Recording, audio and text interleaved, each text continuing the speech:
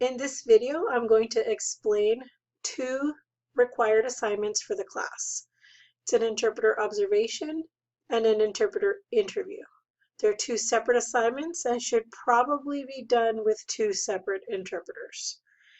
You should have already been doing interpreter observations if you have been along the path of these ASL classes. I'm only requiring one for this class, but I require a 2 to 3 page paper write-up for it with critical thinking included. So you may want to observe several interpreters if you have the opportunity, and then select which you reacted to or which assignment or observation you had thoughts on to be the one that you write about.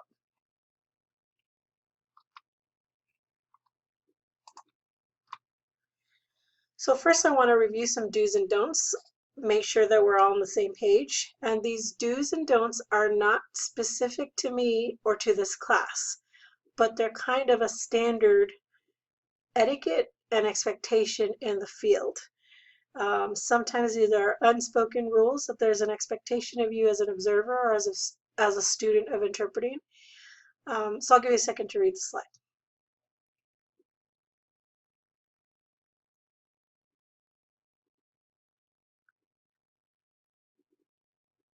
Part of your deaf culture studies should have already introduced the idea of making yourself known as another signer in the room when you're in the presence of other deaf people or other signers. This is not something that you do if it's in passing, but maybe if you're at an event with a deaf person there, you want to let them know, hey, I signed too. Be respectful. I'm not going to join your group. I'm sitting over there. But just so you know, I happen to sign, that kind of thing.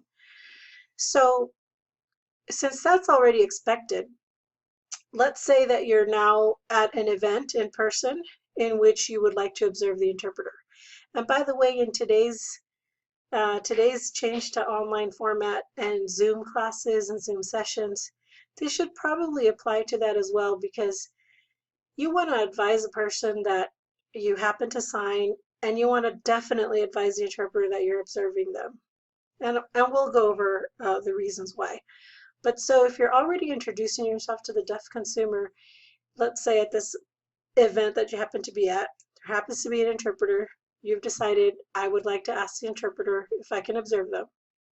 So what you do first is you introduce yourself to both of them, making them aware that there's another signer in the room. When you introduce yourself, you introduce yourself as a student of interpreting. The other thing is you can ask the interpreter separately from the deaf person if you get a chance to get them a one-on-one moment, because it's a personal question. Give them an opportunity to accept or decline, but you want to ask permission to observe. Now, please accept a no gracefully. The interpreter may have many reasons for saying no. It could be anything from, I'm having a bad day, this is a stressful situation and I don't want to worry about eyes on me, I don't feel up to the task. Most interpreters do say yes, but occasionally they will say no, and they just are not up to it that day. So accept a no gracefully. Many interpreters will ask you at the end of an assignment, though, if you have questions for them, and many times expect you to have some. So if you do get a yes, if you are observing an interpreter, you want to make sure that you take a good look, a good critical look, and that you're really paying attention. What I mean by paying attention is you're not looking for what's the sign for this or that, but you're looking for their sign choices. The speaker said this, and the interpreter signed that. Or the deaf person signed this, and the interpreter put that phrase in this way. Those are the kind of things that you're looking for. And so for interpreter observations, you do want to bring a notebook with you. You do want to take notes, but you don't want to be distracting with it. And so here are some don'ts. I'll give you a second to read.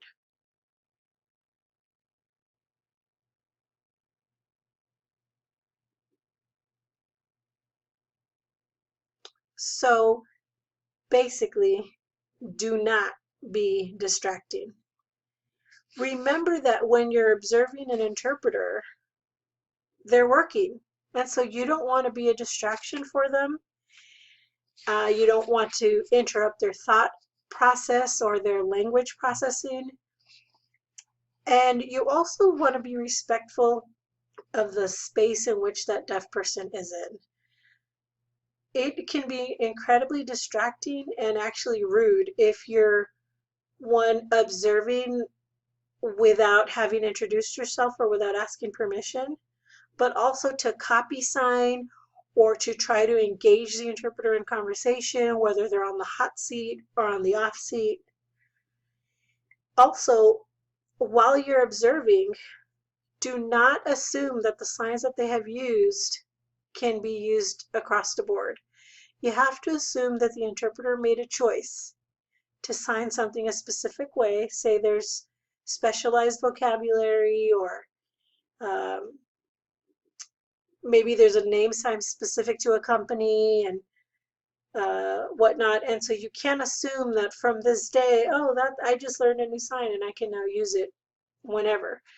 Observe the interpreter. They may have set up a sign to help them in their interpreting process for that specific event or that specific day. And so, as I mentioned before, you're going to want to take notes, but don't take so many notes that you've missed out on seeing some really great stuff happening.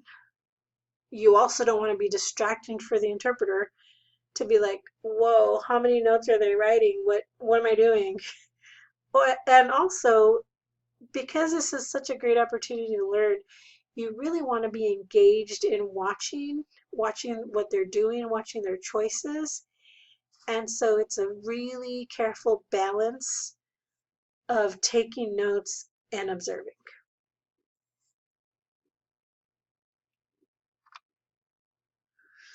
So what is it that you're looking for?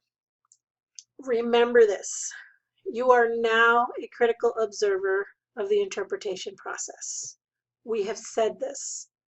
You have to act, you have to look, you have to think like an interpreter. And so your job is to look at the work and to discuss the work. And what I mean by being a critical observer is just like I said before, you're not looking for new sign, that's the sign for this or that's the sign for that. You're looking for sign choices in a phrase. How a difficult situation, how was that managed? Something weird happened in the room and the interpreter did this or that. The interpreter kept being addressed and kept redirecting back to the deaf consumer. Those kinds of things. Or this was so difficult, the interpreter did self-correction, admitted an error and kept going. Couldn't hear and stopped the flow of information, or there was a confusion and was able to do cultural mediation to work out the confusion and clear things up. Those are the kinds of things that you're observing. So remember, you're a critical observer of the interpretation process. You're not looking for vocabulary. Vocabulary will come. Awesome new signs, learning things, that'll come naturally. But you're looking for those genius moments that are happening right before your eyes that you can take and put in your bag of tricks for when you're on the hot seat and those same things come up.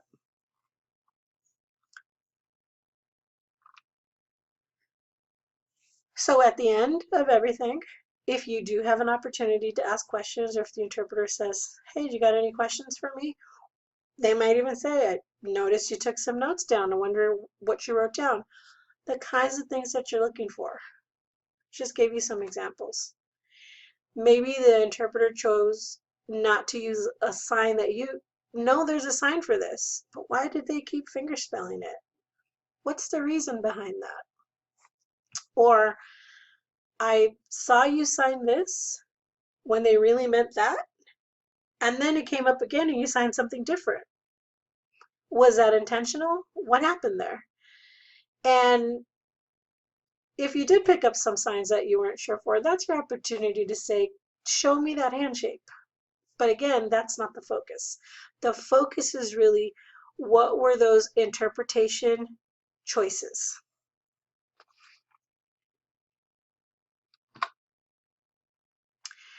So for your report or your paper, what you must include, these are the things that I'll be looking for, is a description of the situation in which the observation happened.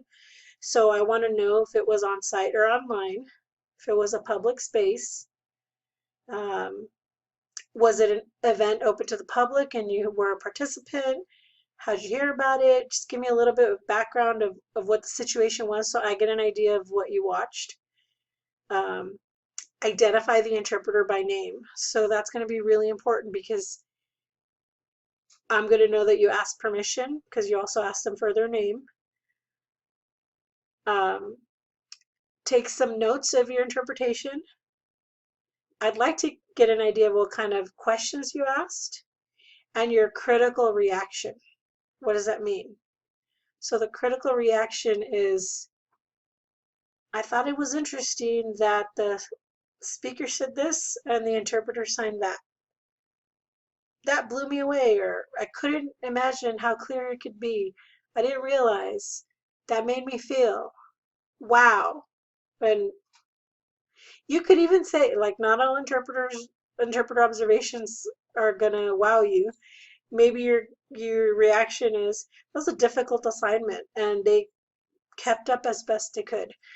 You can have harsh critique, but I just ask you to be fair and to critique the work and not the interpreter as a person. And also, so your paper must be 2 to 3 pages. I shouldn't have to say, but type, double spaced, and 12-point font. So make sure that you look at the syllabus and or Canvas to check out how many points are assigned for each assignment. So now the second part, the interpreter interview.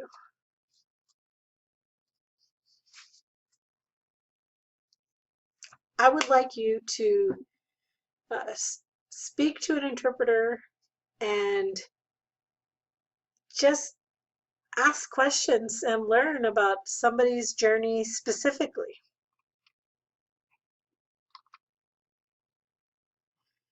So the RID website has a searchable database. If you don't already know someone that you can ask, you can go onto the RID website, and if you click search tools first, then find an interpreter. I'm sorry, I put the arrow on the wrong part. So my arrow is pointing to find an interpreting agency, but you have to click search the registry. When you click on that, right there, it'll lead you to a search engine so that you can type in some parameters like state, zip code, etc., and a list of interpreters will come up. You can also narrow it down by certification. One second. Narrow it down by certification because oh, it's on my next slide, but you must interview an RID certified interpreter. It cannot be a non-certified interpreter. So on this database, you're going to see the interpreter's email, and you're going to have to reach out to them. You're going to want to reach out to several. So I'm going to remind you to be professional. Introduce yourself as a student of interpreting. Be respectful of that interpreter's time, of their experience, and their knowledge. What that means is allow them time to respond. Don't email them and assume that the same day you're going to get an interview. You may, but don't assume. And if you agree on a time and date, again, be respectful of their time. Their time is valuable, and show up on time. If you're going to do an interview by FaceTime or video, dress appropriately. I think you should all be dressing like interpreters when any interpreter related situation comes up. That includes an interview. If you're doing it on video, always look the part. You got to start, again, can't stress it enough. Act, talk, and think like an interpreter. So you have to also allow time for a schedule to work out. So if you email them this week, get a response 3 days later, I'm available next week. Got to allow for that time, and we're on a very short crunch time with a summer session. Also, allow time for a backup plan. So again, you're looking to interview an RID certified interpreter. Their name must be searchable in the RID database. But they must be certified for that second bullet, but it should read, you must identify what certification they hold. NIC, CICT, CSC, and so on and so forth. And we're looking for interpreters that are local to the area, but the widest we want to go is Southern California. And the reason is that the market is specific to the area. Some things are specific to the area. Sometimes certain requirements are specific to the area. And so we want to learn with the questions that you're asking, basically what's happening here. And again, to that experience that you're looking for.